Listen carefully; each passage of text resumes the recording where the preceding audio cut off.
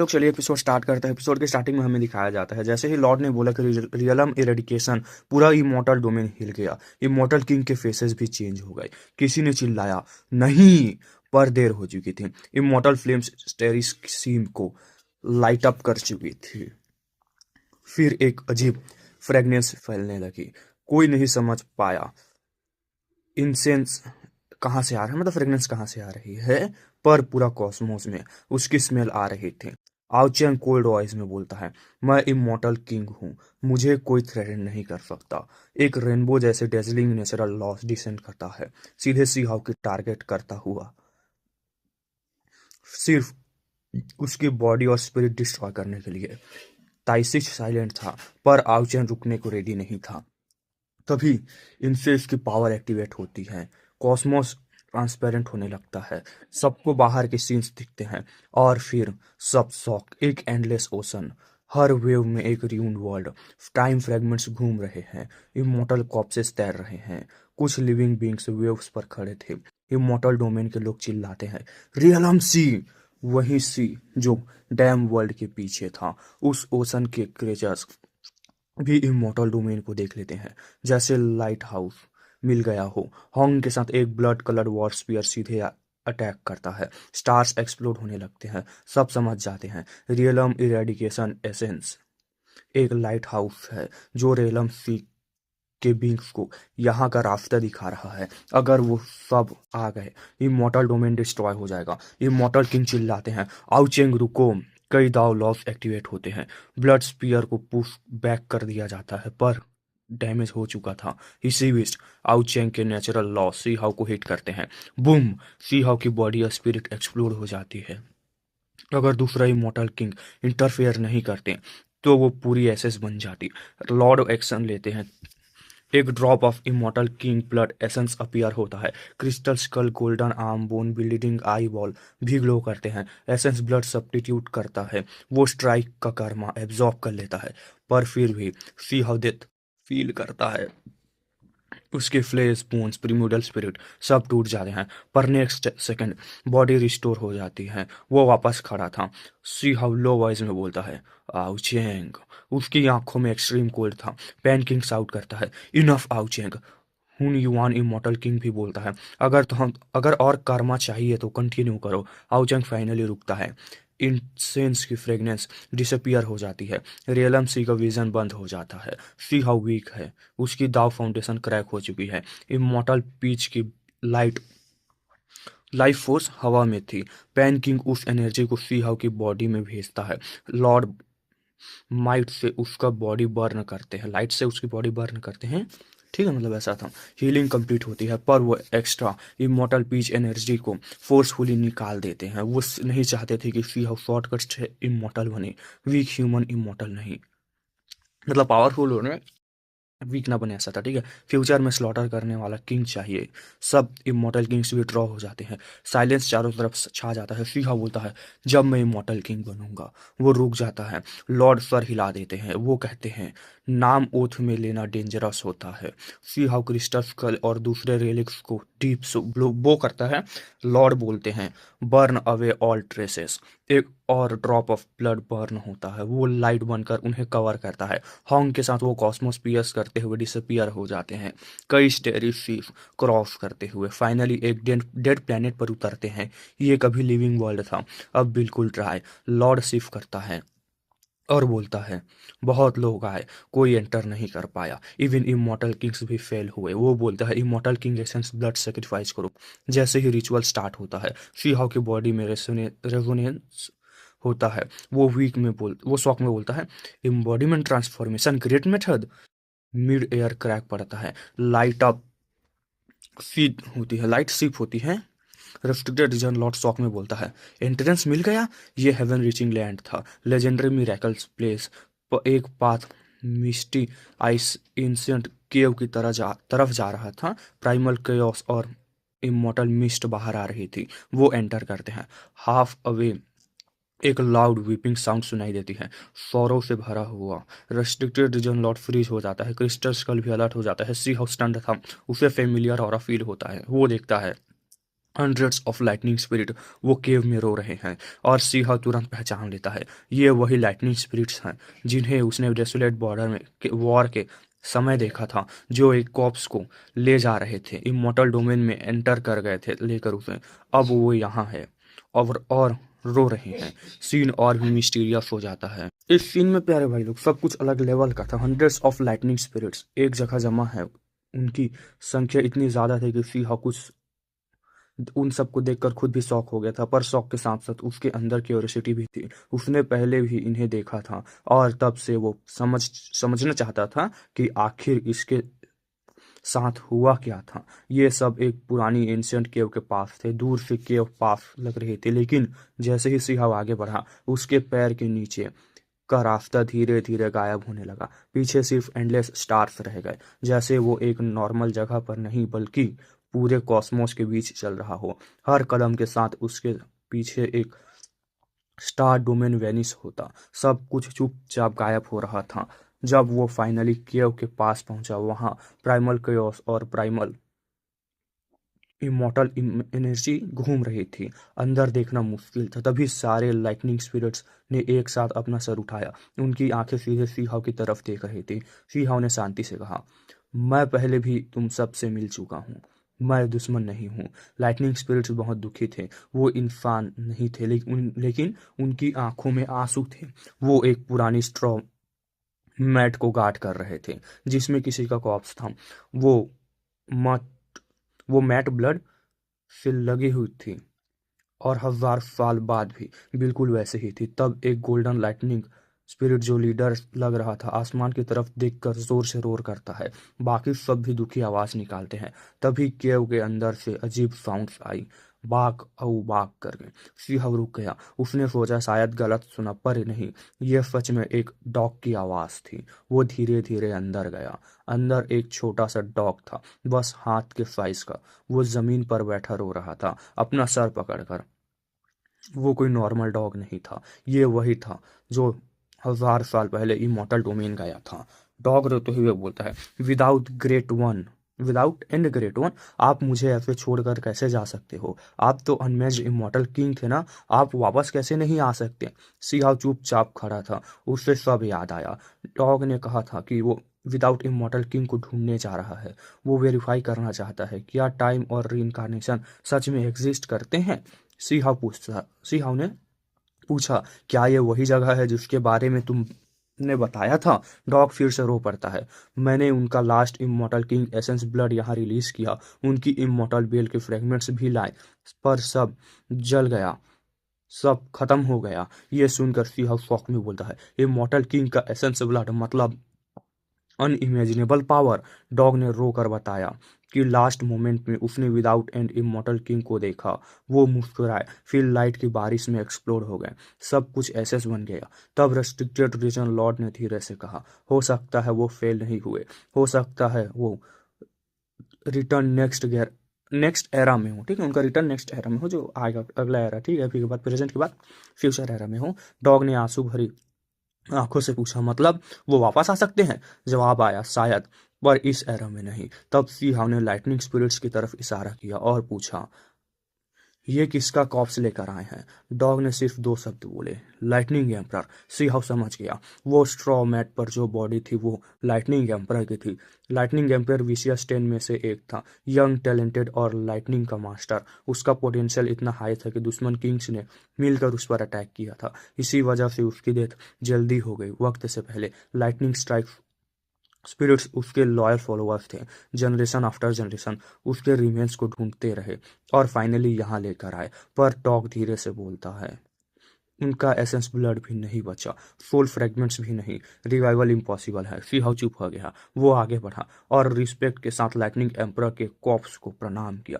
Restricted reason Lord last में कहते हैं, एक ही पॉसिबिलिटी है, अगर इस जगह की एनर्जी से ये कॉप्स हजारों लाखों साल में नई कॉन्शियसनेस डेवलप करे, तब शायद एक और अनमैच्ड एक्सपर्ट जन्म ले। एंशियंट केव में साइलेंस छा गया।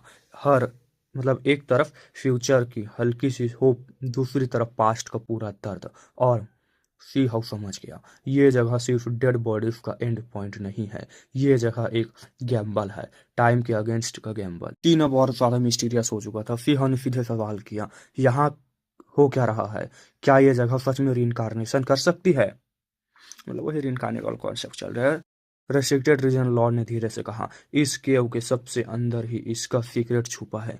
छोटा डॉग अपने आंसू साफ करते हुए कहता है, मतलब अंदर ले जाते हैं उनको। कैओटिक मिस्ट हवा में घूम रही थी। इमॉर्टल एनर्जी इतनी डेंस थी कि सी हाउ ने गहरी सांस ली। अंदर एक छोटा सा स्टोन रूम था, बस एक जैंग लंबा। ना टेबल, ना चेयर, ना डेकोरेशन, सिर्फ रफ स्टोन वॉल्स। पर एनर्जी बहुत हैवी थी। सी हाउ आगे बढ़ने लगा, पर डॉग डर गया। उसने कहा, रुको, यहाँ बिना तैयारी के अंदर गए तो वापस ना आ पाओगे। क्रिस्टल स्कल ने भी कहा, यह जगह बॉडी को टाइम के रिवर में गिरा सकती है, पता नहीं कौन सा एरा में चले जाओ। रेस्ट्रिक्टेड रीजन लॉर्ड ने कंफर्म किया, लेजेंड है कि ये प्लेस पास्ट और प्रेजेंट को कनेक्ट करती है, शायद फ्यूचर भी। सी हाउ चुप हो गया। उसके अंदर इम्बॉडीमेंट ट्रांसफॉर्मेशन ग्रेट मेथड की स्क्रिप्चर साउंड गूंजने लगी, पहले जो अनक्लियर थी, पर अब हार्ड वर्ड क्रिस्टल क्लियर हो गए, जैसे सिर्फ उसके लिए चैंट हो रहे हों। उसने धीरे से कहा, सी हाउ ने कहा, स्क्रिप्चर मुझे अंदर बुला रही है, अपॉर्चुनिटी यही है। लॉर्ड की आंखों में टेंशन थी। उन्होंने उसे यहाँ इसलिए लाया था क्योंकि आने वाले great age blood of chaos से भरा होगा। सी हाउ टैलेंटेड था, पर अभी यंग था, और ग्रेट वॉर स्टार्ट हो गई तो शायद वो रेडी ना हो। ये उनका लास्ट गैम्बल था। तब अचानक सी हाउ के फोरहेड पर एक ड्रॉप ऑफ ब्लड अपीयर हुआ। क्रिस्टल्स का शॉक में बोलता है, ये ब्लड फिर से? ये वही मिस्टीरियस ब्लड था जो सी हाउ को पहले मिला था। ये किसी नॉर्मल किंग का नहीं था। रेस्ट्रिक्टेड रीजन लॉर्ड के हिसाब से ये एंशिएंट ब्लड था, एज ऑफ एम्परर कोलैप्स का। एक ऐसा एरा जहां शायद एम्परर्स तक गिर गए थे। सी हाउ ने एक कदम आगे बढ़ाया और स्टोन रूम में एंटर कर दिया। उसकी बॉडी हिलने लगी, जैसे वो स्टेबल नहीं रह पा रहा हो। स्क्रिप्चर साउंड और लाउड हो गए, फिर होंग के साथ सिंह गायब हो गया। डॉग चीख उठा, वो कहाँ गया? लॉर्ड सीरियस हो गया। अगर सफल हुआ तो ये उसकी सबसे बड़ी ब्लेसिंग होगी, अगर फेल हुआ तो वो कभी वापस नहीं आएगा। स्टोन वॉल्स पर चेंज शुरू हुआ। पहले जो ब्लैंक था, अब उस पर एंशिएंट इनग्राविंग्स दिखने लगे। Blurry scenes, age of emperor collapse के, cruel battles, fallen figures. Crystal skull ने धीरे से कहा, शायद उस एरा में एम्परर्स थे, पर ऑर्डिनरी नहीं। फिर उन्होंने देखा, स्टोन वॉल पर एक फिगर उभरने लगा। डॉग शॉक में चिल्लाया, हुआंग! वही फिगर सी हाउ का था, पर प्रॉब्लम ये थी, वो एज ऑफ एम्परर कोलैप्स का सीन में था। डॉग की वॉइस कांप गई, ये कैसे पॉसिबल है? वो तो इस एरा का है। उसकी उसी टाइम इमॉर्टल डोमेन में पैन किंग अपनी सिटी में बैठा था। उसके हाथ में सी हाउ का एक स्टैंड ऑफ हेयर था। वो डिराइव कर रहा था कि सी हाउ कहाँ है, मतलब वो हेयर प्रेडिक्ट कर रहा था, ठीक है, कहाँ है वो करके। अचानक वो हेयर जलकर एसेस बन गया। पैन किंग ने गहरी सांस ली और कहा, अब वो प्रेजेंट वर्ल्ड में नहीं है, वो इस हिस्ट्री का हिस्सा ही नहीं रहा। वापस केव में स्टोन वॉल्स पर सी हाउ का फिगर क्लियर होता जा रहा था, जैसे वो पास्ट के इवेंट्स में इन्वॉल्व हो। तब एक फेंट वॉइस घूमी, वो इम्बॉडीज थे, present embodies all ages, one day I will return. Dog का बॉडी कांप गया। रेस्ट्रिक्टेड रीजन लॉर्ड और बाकी सब ने देखा, सी हाउ के फोरहेड का ब्लड ड्रॉप स्टोल वॉल पर बहने लगा। वो लाइट से पूरा रूम इल्यूमिनेट हो गया, जैसे वो ब्लड टाइम के रिवर को कट करने की कोशिश कर रहा हो। अब सवाल ये था कि क्या सी हाउ सिर्फ पास्ट देख रहा था, या वो पास्ट में उसका हिस्सा रह चुका था, और अगर वो वहां चला गया तो क्या वो कभी वापस आएगा? इधर स्टोर रूम के बाहर सब लोग चुप थे। अंदर जो हो रहा था वो नॉर्मल नहीं था। वॉइस हल्की थी, जैसे हवा में घुल रही हो, पर वो सच में थी। ये कोई इल्यूजन नहीं था। सी हाउ सच में एंशिएंट पास्ट में जी रहा था। ये मेथड कितना डेंजरस था, कितना शॉकिंग, समझना मुश्किल था। उसके फोरहेड का ब्लड ड्रॉप अब और ज्यादा ब्राइट हो गया था। वो एंडलेस दाव को लाइट दे रहा था, जैसे टाइम की लंबी रिवर को कट कर रहा हो।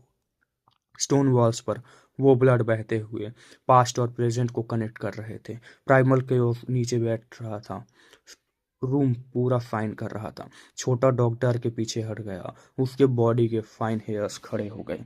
डॉग कहता है, ये कैसे हो, क्या कोई ऐसा क्रिएचर हो सकता है जो हर एरा में अपीयर हो? क्रिस्टल स्कल ने धीरे से कहा, या फिर ये सब एरर्स ट्रांसफॉर्म हो गए। अगर ऐसा है तो ये सबसे डेंजरस पॉसिबिलिटी है। रेस्ट्रिक्टेड रीजन लॉर्ड ने सर हिला दिया। लॉर्ड कहते हैं, ये रियलिस्टिक नहीं लगता। अगर कोई सब एरर्स में जी रहा है तो इसका मतलब टाइम खुद डिस्टर्ब हो रहा है। स्टोन वॉल पर इनक्रेविंग्स फिर क्लियर होने लगे। अब सब देख सकते थे। Simple lines rough drawing style पर हिस्ट्री हैवी थी। डॉग का सोल तक कांप गया। क्या वो एज ऑफ एम्परर कोलैप्स में बर्न हुआ था? स्टोन वॉल पर एक सीन उभर कर आया। एक यंगस्टर ग्रेट वास्ट लैंड से बाहर निकलता हुआ, वीक से strong, step by step grow करता हुआ, इमॉर्टल डोमेन में फाइट करता हुआ, अपने एनिमीज के ब्लड में नहाकर स्ट्रॉन्ग बनता हुआ, वो अपना खुद का पाथ बना रहा था। और वो फिगर थी हुआंग। सीहाउ सब शौक में थे। क्रिस्टल स्कल बोलता है, क्या ये रिइंकार्नेशन है, या वो वहां से वापस पास्ट में गया? यहाँ से पास्ट में ट्रेवल किया था, ठीक है। पर प्रॉब्लम सिंपल थी। कोई भी अपने रियल बॉडी के साथ पास्ट में इतने साल नहीं रह सकता था। अगर ऐसा होता तो टाइम की रिवर टूट जाती, यूनिवर्स में क्रैक्स आ जाते, इवन अनमैच्ड इमॉर्टल किंग भी सिर्फ देख सकते हैं, लॉन्ग टाइम तक रुक नहीं सकता, कार्मा डिस्टर्ब हो जाता। फिर ये कैसे हो रहा था? कट इमॉर्टल डोमेन, मतलब सीन कट होता है, हमें इमोर्टल डिमोन दिखाया जाता है। आउचिंग इमोर्टल किंग अपनी सिटी पर बैठा था। कैओटिक एनर्जी उसके अराउंड सी की तरह उठ रही थी। मिलियंस ऑफ किलोमीटर एरिया हल्का सा ट्रम्बल कर रहा था। उसकी आंखें धीरे धीरे ब्लैक होल जैसी हो गई। वो हेवनली दाव को फ्रेगमेंट्स एब्जॉर्ब कर रहा था। फिर उसने धीरे से कहा, वो इस वर्ल्ड का नहीं रहा, वो इस हिस्ट्री का पार्ट नहीं रहा। वो वापस स्टोन रूम में चला गया। इनग्रेविंग्स फास्ट चेंज हो रही थी। लॉर्ड का फेस, मतलब सीन वापस से स्टोन रूम को दिखाया गया है, ठीक है। ऐसा था। लॉर्ड का फेस सडनली टाइट हो गया। लॉर्ड कहते हैं, द बूचर, ये नाम फनी लग रहा था पर मैटर सीरियस था। वो एक ऐसा एक्सपर्ट था जो दुनिया के सब ओपोनेंट्स को किल कर चुका था। स्टोन वॉल पर सीन आया, यंग बूचर और हुआंग फेस टू फेस, पर दोनों ने फाइट नहीं की, बस क्रॉस करके चलेगा। डॉग ने रिग्रेट से कहा, काश उनकी फाइट होती।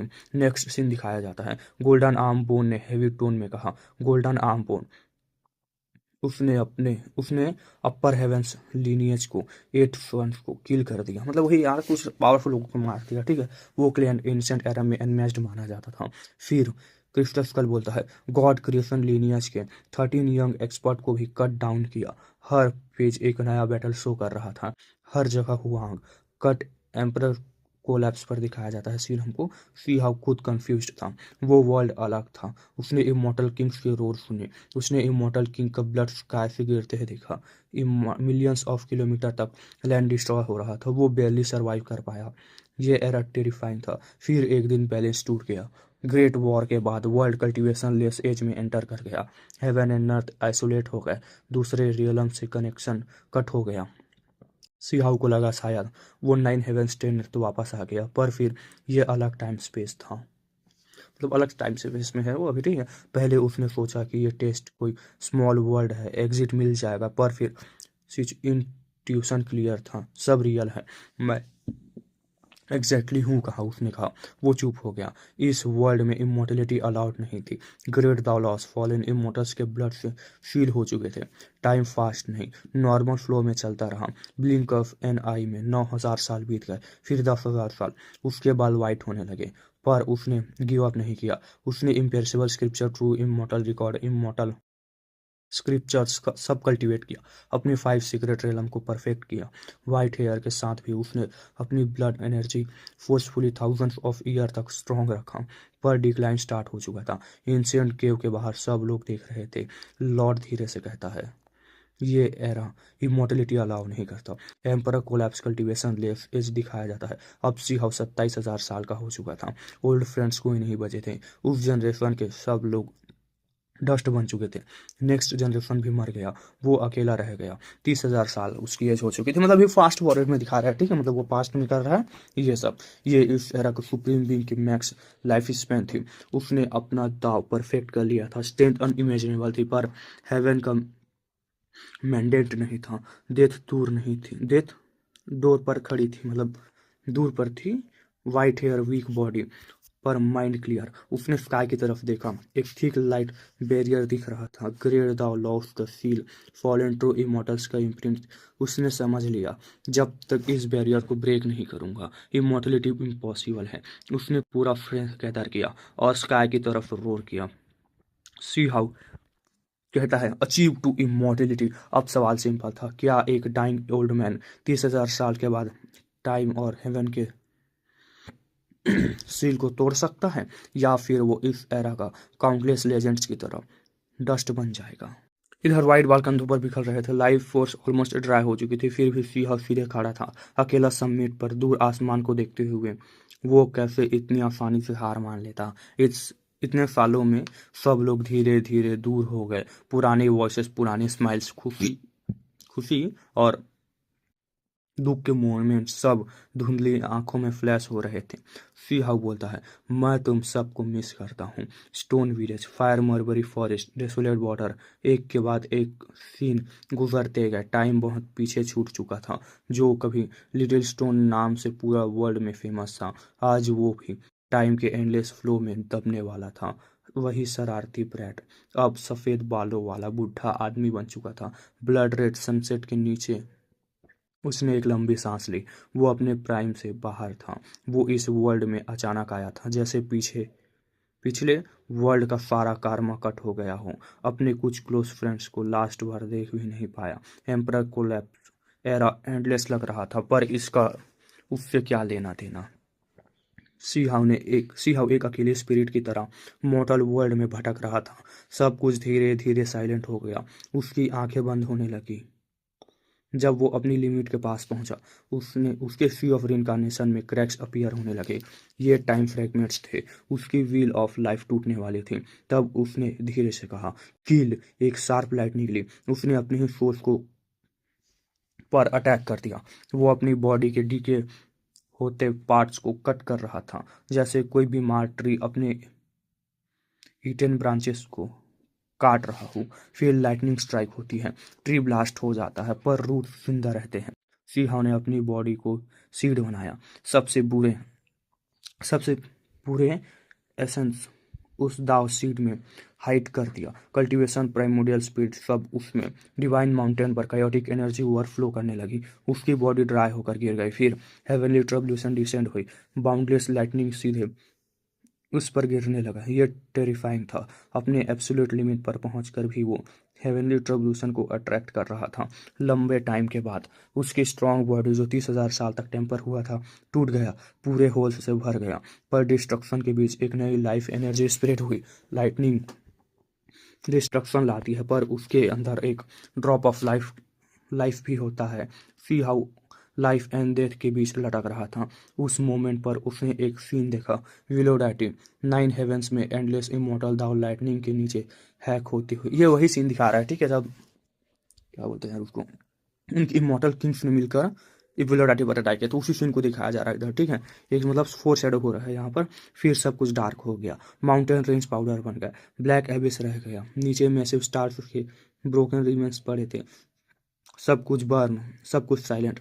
कुछ साल बाद ब्लैक बॉडी से हल्की सी लाइफ एनर्जी निकलने लगी, जैसे लाइटनिंग से जला ट्री फिर से जी उठा हूँ। हाफ ईयर और गुजर गया। फिर एक sphere of light suddenly search हुआ। बर्न रिमेंस से क्रैक की साउंड आई। ओल्ड बोन्स फेड हुए। ब्लैक स्किन्स उतर गई। सी हाउ रिबॉर्न हो गया। यंग स्टेट में ब्लड एनर्जी ओवरफ्लो कर रही थी। एसेंस एक्सट्रीम लेवल पर था। सेकेंड लाइफ दाव बॉडी सीट में सर्च कर रहा था। बॉडी के अंदर मल्टीपल गेट्स ओपन हुए। इस बार पिछले लाइफ से ज़्यादा गेट्स ओपन हुए थे। ये बॉडी एज अ सीड का रियल रिजल्ट था। उसकी पोटेंशियल अब और ज़्यादा थी। सीहा बोलता है धीरे से, अब वेट नहीं कर सकता। मैं हेवन को सब प्रेसिंग के अगेंस्ट जाऊंगा। इमॉर्टल एक्सेशन अटैक करूंगा। ये एरा कॉम्प्लिकेटेड था। एम्परर का death scar true immortal loss sky dome को कवर कर रहे थे। इमॉर्टल किंग्स के इम्प्रिंट्स वर्ल्ड को सील कर रहे थे। ये टेरिबल एज थी। पर अगर वो इस कंडीशन से सक्सीड हो गया तो उसकी अचीवमेंट अनइमेजिनेबल होती। इस लाइफ में वो सिर्फ एक बार आया। हंड्रेड्स ईयर्स ऑफ स्पेंड किए। लाइफ सिर्फ लॉन्ग लाइफ मेडिसिन ढूंढने के लिए है। मतलब वही शॉर्ट में होता है, ठीक है, मतलब जिंदा था पर वही कर रहा था। एज ऑफ एम्परर कोलैप्स के बैटल फील्ड से एक अनडाइंग इमोर्टल मेडिसिन उसने पाया। रात को डिवाइन लाइट स्काई को सूट हुई। मेडिसिन पुराना था, अब सिर्फ एक डिवाइन मेडिसिन जैसा इफेक्ट था। इमोर्टलिटी नहीं दे सकता था, बस एक extra life. Third life start हुई। अब सी हाउ लगभग 40,000 साल क्रॉस कर चुका था। वो सिर्फ एक गोल पर फोकस कर रहा था, इमोर्टलिटी। पर इम्पॉसिबल लग रहा था। जो पर्सन 500 साल से पहले में सुप्रीम बीइंग बना, 1,000 साल से पहले मॉर्टल दाउडोमेन का एम्परर माना गया, अब ट्रैप हो गया था। थर्ड लाइफ में 40,000 साल गुजर गए। मेडिसिन का इफेक्ट सिर्फ एक बार काम करता है, टेलोरेस डेवलप हो जाता है। एंड में मतलब वही यार, अब बॉडी उसको रेजिस्ट करने लगता है, ठीक है, अब दोबारा यूज नहीं होंगे ऐसा था, ठीक है।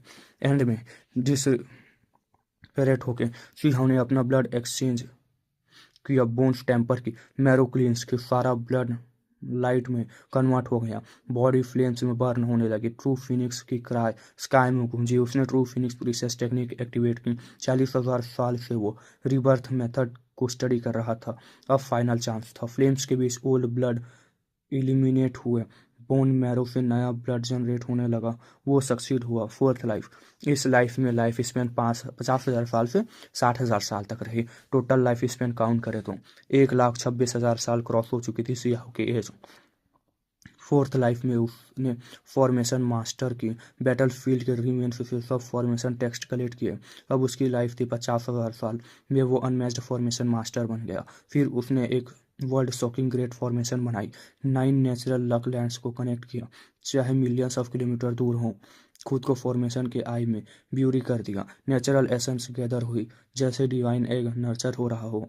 इससे फिफ्थ लाइफ मिले, फिर सिक्स, फिर सेवन। हर लाइफ में लाइफ स्पेन बढ़ता गया। ये इमोर्टिलिटी से भी ज़्यादा हेवन डिफाइन था। इंस्टेंट टाइम में सेकंड लाइफ रेयर थी, थर्ड लाइफ लेजेंड मानी जाती। सी हाउ सेवेंथ लाइफ जी रहा था, unheard of normal lily. Unheard था, ऐसा कोई नहीं जी सकता था, ऐसा था, ठीक है। नॉर्मली ऐसे पर्सन इमोर्टिलिटी अचीव कर लेते हैं, पर हेवन लॉक्ड था। 40, अब सी हाउ की एज 4 लाख साल पार हो चुकी थी, ठीक है।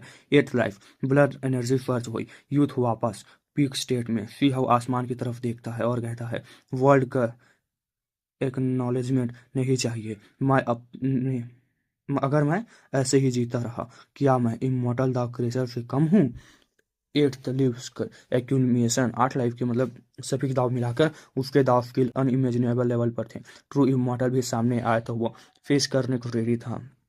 अब सुप्रीम बीइंग टाइटल काफ़ी नहीं था, एम्परर भी छोटा लग रहा था। एट लाइफ में वो 90,000 साल क्रॉस कर चुका था, तब भी गोल्डन एज में था। टोटल 4,90,000 साल सिहा की एज हो चुकी थी। इस लाइफ में उसकी डिवाइन अवेयरनेस शार्प हो गई। उसने ग्रेट रिवर ऑफ टाइम को देखा, राइज और फॉल देखे। एक दिन उसने एंडलेस टाइम रिवर में एक फिगर देखा, ब्लड मेडिसेंट हेवनली हॉर्न एंड। वो विशियस 10 में से एक का फादर था। दोनों ने एक दूसरे को देखा। सी हाउ समझ गया, पास्ट में जो इम्प्रिंट ने कहा था, मैंने तुम्हें देखा है, वो ये नो मोमेंट था। एट्थ लाइफ में वो एब्सोलूट पीक पर था। इमॉर्टल को किल करने का कॉन्फिडेंस नहीं, स्ट्रेंथ थी उसके पास, मतलब वही एक हाथ से मार सकता था वो भी, ठीक है। सी हाउ अंदर से सोचता है, मैं वापस जाना चाहता हूँ अपने एरा में। उसने अपना हाथ पाथ चूज कर लिया था। वर्ल्ड की अप्रूवल की ज़रूरत नहीं थी, कंसेंट सिर्फ एक था।